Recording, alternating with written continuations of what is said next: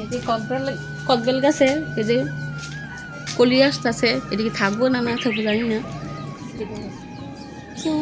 ধরন তো লিচু গাছ আনছি কলপ দেওয়া, কিন্তু আমরা খাইতে পারি না, একবারও আসেনি। কেন যে কাঠগোলাপের ফুল এসে যে গোলাপ ফুলবো অনেক আসছিল, কিন্তু সব কইরা এই 3টা রয়েছে। এই প্রথম কাটতাছি পুঁইশাক টপের। শাকটা অনেক তাজা না?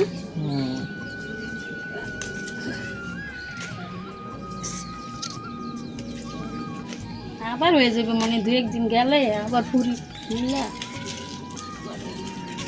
নিজেও মানে নিজের লাগাইছে দিতে করলে খাইতে কি স্বাদ। শাকভাজি এটা এটা ভালো না, নষ্ট হচ্ছে।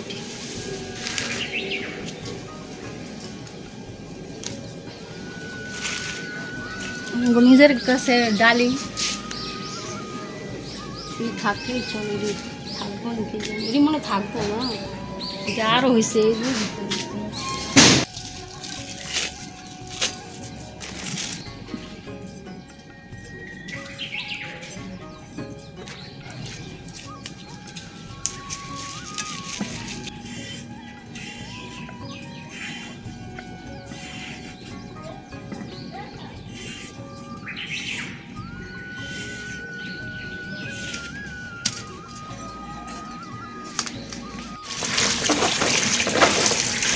পারবো না, কেমন শাক পারবো না, শাক কত মেয়েদের তো পরিষ্কার একটা পোকা হয় সব পরিষ্কার শাক।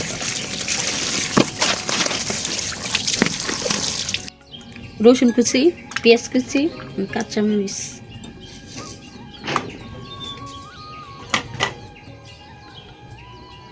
গরম এলে তেল দিয়া একদম সহজ একটা রান্না।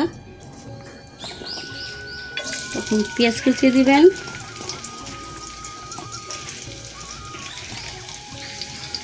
রসুন কুচি, কাঁচামরিচ এগুলো আগে বেজে নেবেন ভালো করে।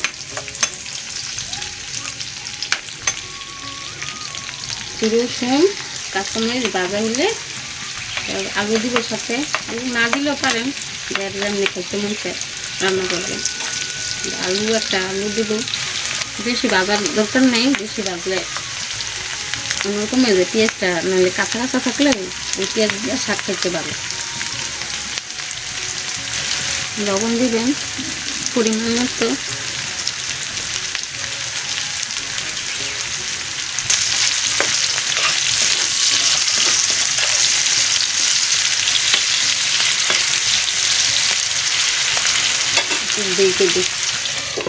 সিদ্ধ হয়ে যাবে আলুটা 5 মিনিট ডাইকা, তারপর সিদ্ধ হইলে শাকটি দিয়ে দেবে। সিদ্ধ আছে কি আছে ভালো হয়েছে, আলু সিদ্ধ হয়েছে, শাকটি দিয়ে দিবেন।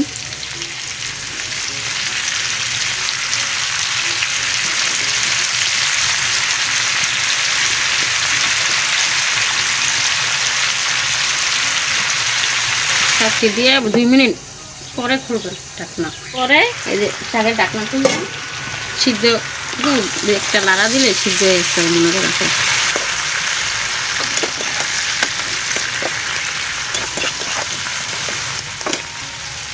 দুই মিনিট দেখতে দেন,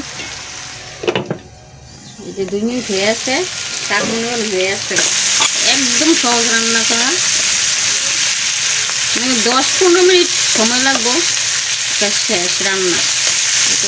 শাক রান্না করে বলবেন কেমন লাগে খাইতে, একদম সহজ, যে কোনো মানুষই রান্না করতে পারবো, একবার দেখলে ইচ্ছে। এরকম করে শাক একদিন রান্না করে বলবেন কিরকম হয়েছে। শাকের কালারও সুন্দর থাকবো, সবুজ থাকবো। শাকটা দিয়ে 2-1 মিনিট রাখলে সিদ্ধ হয়ে যাবো, বেশি শাক রান্না হয়ে আসছে। এই দেখেন কিরকম হয়েছে, আপনারা খেয়ে বলবেন এরকম করে রান্না করে।